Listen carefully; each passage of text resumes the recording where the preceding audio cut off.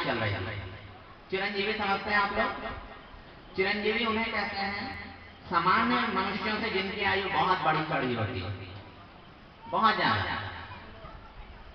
कुछ नामचीन प्रसिद्ध चिरंजीवी हैं हमारे इतिहास में, जैसे बजरंगबली। मतलब जहां एक सामान्य मनुष्य या सामान्य व्यक्ति को 60, 70, 100, 200, 300 साल में चले जाना है, वहां बजरंगबली जी को काफी लंबे समय तक रुकना है। ये उनके लिए निश्चित किया गया है कि एक सीमित लेकिन जो कि बहुत बड़ा कालखंड है, उतने तक में उन्हें रुकना। विभीषण जी, ये दूसरे चिरंजीवी, इनको भी बहुत लंबे समय तक रुकना। अश्वत्थामा नाम सुना होगा, ये भी एक चिरंजीवी, लेकिन बाकियों से इनका कालखंड छोटा है, लेकिन फिर भी सामान्य मनुष्यों से बहुत ज्यादा है। मार्कंडेय मुनि, मार्कंडेय मुनि कल्पांत तक उनको रुकना है। मार्कंडेय मुनि एक बहुत ही दिव्य महर्षि हैं और उनको तो बहुत लंबा रुकना है। उन्होंने अपनी आंखों से कितने ही कलयुग, सतयुग, द्वापर बदलते देखे हैं, कितनी बार रामायणें होते देखी हैं। इसीलिए ऐसे मुनि महर्षि जब किसी को मिल जाते थे, कोई कोई बहुत किस्मत वाला होता है जिनको ऐसे सिद्ध पुरुषों के, दिव्य आत्माओं के दर्शन होते हैं, क्योंकि ये सबको नहीं हो सकते। जितनी भी ऐसी दिव्य चीजें हैं वो सामान्य मनुष्यों के दर्शन के लिए नहीं है। कलयुग में सब छुप जाते हैं। इसीलिए जब किसी किसी को, श्री महाभारत वेद में हमने पढ़ा कि महाराज युधिष्ठिर को जब मार्कंडेय मुनि जी का दर्शन हुआ तो महाराज युधिष्ठिर एकदम उत्सुक होकर उनसे पूछने लगे, क्योंकि जब ऐसा कोई पुराना व्यक्ति मिलता है और दूसरा व्यक्ति जो कि राजा बनने वाला होता है, जैसे महाराज युधिष्ठिर से, तो वो उनसे पुरानी पुरानी घटनाएं पूछ रहे हैं कि वो फलाने राजा का क्या हुआ था, वो हमने इसका नाम सुना है, उसका क्या हुआ था, ऐसे करते अपनी शिक्षा के लिए। क्योंकि महाराज युधिष्ठिर भी राजा बनने वाले थे, इसलिए वो चाहते थे कि मैं कुछ ऐसे सवालात हैं मेरे, कुछ ऐसे प्रश्न हैं जिन्हें मैं स्पष्ट कर लूं मार्कंडेय मुनि। तो इसी तरह के एक बहुत बड़े चिरंजीवी हैं काकभूषण। ये हैं कौवे के रूप में, मनुष्य नहीं है ये, लेकिन ये मार्कंडेय जी से भी ज्यादा पुराने चिरंजीवी हैं। तो वहां चिरंजीव, उस सभा में जब चिरंजीवियों का वर्णन हो रहा था तो काकभूषण जी के बारे में लोगों ने बताया, तो महर्षि वशिष्ठ जी को बड़ा कौतुक हुआ। तो वो काकभूषण जी से मिलने के लिए जो उनका यथा स्थान था वो था मेरू पर्वत। मेरू पर्वत का नाम सुना है? कहाँ आज आप आश्चर्यजनक रूप से जब श्री रामायण में, श्री महाभारत में पढ़ेंगे तो आप इस तरह से पढ़ते हैं वर्णन, मतलब जो आपके आज की भौगोलिक संरचनाएं हैं, हिमालय, विंध्याचल, सरयू नदी, गंगा नदी, इनके साथ मेरू पर्वत का नाम है। मतलब प्राचीन काल की पुस्तकों में मेरू पर्वत का जन्म के वर्णन है, लेकिन आज मेरू पर्वत कहाँ है?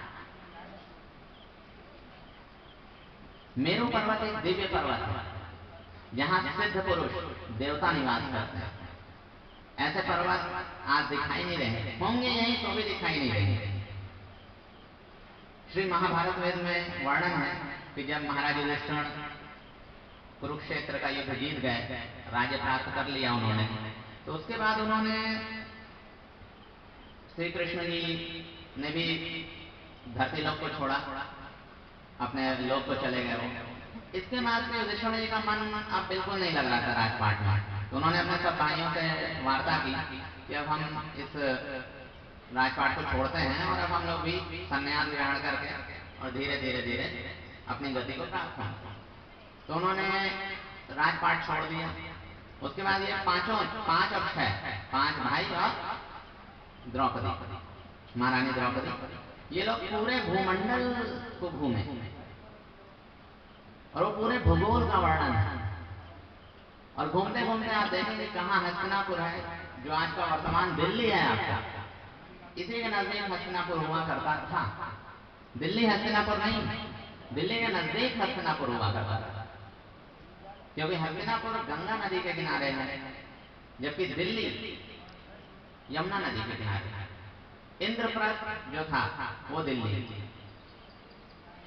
तो हस्तिनापुर से पूर्व दिशा की तरफ ये 6 लोग चलते हैं और पूरे भूमंडल की परिक्रमा करते हैं और एकदम हस्तिनापुर के फिर पीछे आ जाते हैं लाल सागर। लाल सागर का नाम सुना है? आज की तारीख में ये लाल सागर आपका अफ्रीका जिधर पड़ता है वहां पर लाल सागर के पास ये लोग पहुंचते हैं, लाल सागर का दर्शन करते हैं। उसके बाद ये घूमते घूमते घूमते गुजरात में प्रवेश करते हैं पश्चिम दिशा से। वहां ये उस जगह को देखते हैं जहां भगवान श्री कृष्ण की द्वारिका नगरी डूबी थी, उस जगह के दर्शन करते हैं। फिर ये वहां से उत्तर की तरफ चल देते हैं, हिमालय। गुजरात से उत्तर की तरफ हिमालय, हिमालय को चढ़ते हैं और उतर भी जाते हैं। उस पार हिमालय को चढ़ के उतर भी जाते हैं। आज की तारीख में हिमालय के उस पार क्या है? चीन। ये लोग हिमालय के उस पार उतर जाते हैं, फिर चलते हैं उत्तर में। अब हिमालय के उत्तर में बढ़ते हुए आगे इन्हें मेरू पर्वत मिलता है। आज की तारीख में दुनिया के किसी नक्शे में उस जगह पे कोई पर्वत नहीं, और कम से कम है तो मेरू पर्वत तो नहीं है वो, लेकिन पुराने जितने वर्णन आप पढ़ेंगे उनमें सब में उस जगह पे मेरू पर्वत। फिर ये 5-6 जन मेरू पर्वत पे चढ़ते हैं और मेरू पर्वत पे चढ़ने के बाद फिर वहां धीरे धीरे एक थोड़ी थोड़ी दूर पे एक का प्रणाम होता जाता है।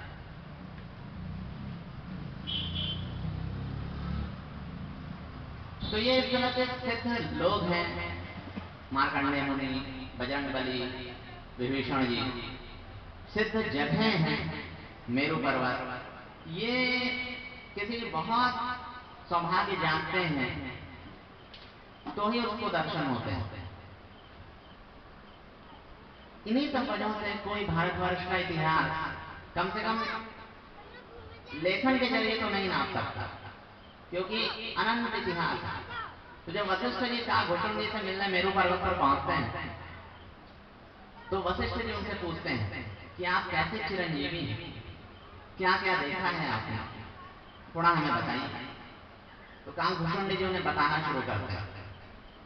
एकदम आश्चर्यजनक बात बता रहा हूं आपको, जो शायद ही आपके सुनने जानने में कभी आई है।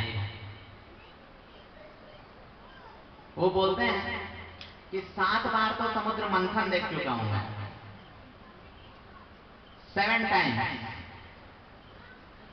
7 बार तो मैं समुद्र मंथन देख चुका हूं। बोले 11 बार तो करीब महाभारत का युद्ध हो चुका है, 11 बार, और 7-8 बार तो रामायण देख चुके थे।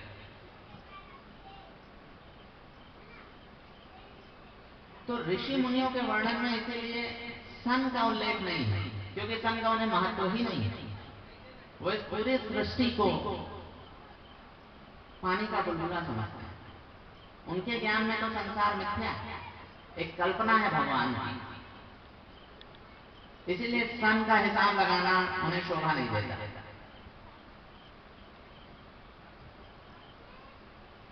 तो उस महान देश के हम लोग वासी हैं जहां का ऐसा श्रेष्ठ ज्ञान है।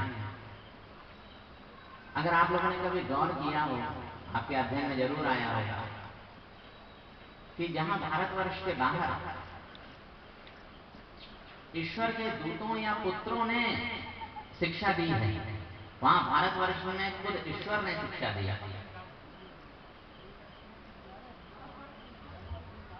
भारतवर्ष में खुद ईश्वर ने शिक्षा दी है। कितना फर्क है, ईश्वर के दूत, ईश्वर पुत्र और एक तरफ खुद ईश्वर। इसीलिए भारत के विद्वान हमेशा विश्व प्रसिद्ध रहते हैं। पिछले अगर 100 साल का भी आप उदाहरण देख लें, स्वामी विवेकानंद जी, स्वामी प्रभुपाद जी, महर्षि योगानंद सरस्वती जी, महर्षि महेश योगी, स्वामी रामतीर्थ जी, ये कुछ ऐसे नाम हैं जिन्होंने पूरे भूमंडल पे भारतवर्ष की धार्मिक ध्वजा पताका फहराई।